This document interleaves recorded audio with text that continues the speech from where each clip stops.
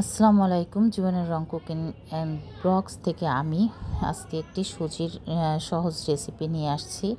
আমি একটা প্যানে ঘি দিয়ে দিয়েছি।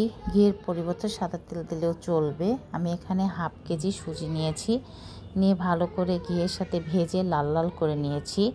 এর মধ্যে এখন দিয়ে দেব চিনি। চিনি আমি এখানে 1 কাপ মেজারমেন্ট অনুযায়ী দিয়েছি। কম বেশি দেওয়া যেতে পারে, স্বাদ অনুযায়ী আমার একটু কমই হয়েছে। 1.5 কাপ দিলেও ভালো স্বাদটা আসবে, কারণ আমাদের বাসায় চিনিটা একটু কম খায়।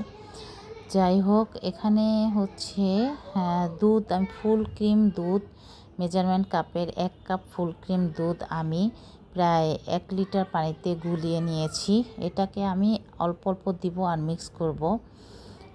আসলে অল্প অল্প দিয়ে মিক্স করলে হবে কি, এটা একটা ফ্লেভারটা আছে, খুব ভালো পাওয়া যাবে, স্ট্রং ফ্লেভারটা পাওয়া যাবে।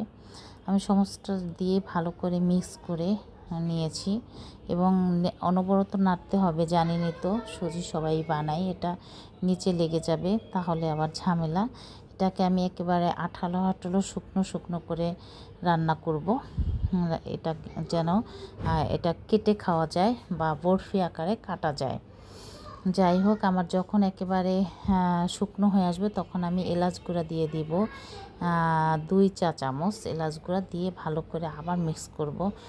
এটাকে অনবরত নাড়তে হবে, এমনভাবে নাড়তে হবে যেন লেগে না যায়।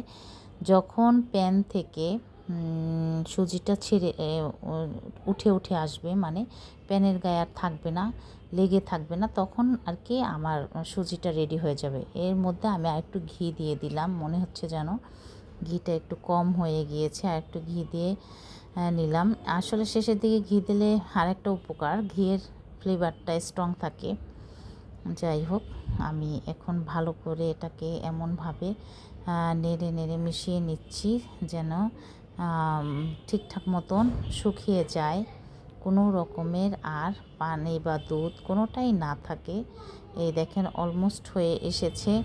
যখন দেখবেন যে প্যান থেকে এরকম ছেড়ে আসছে, তখন এই সুজির হালুয়াটা রেডি। আমি এখন এই গরম অবস্থায় একটা স্ট্রেনারে বা ট্রেতে একটু ঘি মেখে এটাকে সেট করে সেট করে এরকম বরফিটাকে কেটে নেব। আসসালামু আলাইকুম। আমার চ্যানেলটিকে লাইক, কমেন্ট, সাবস্ক্রাইব করে দিবেন আর জানান কেমন হয়েছে।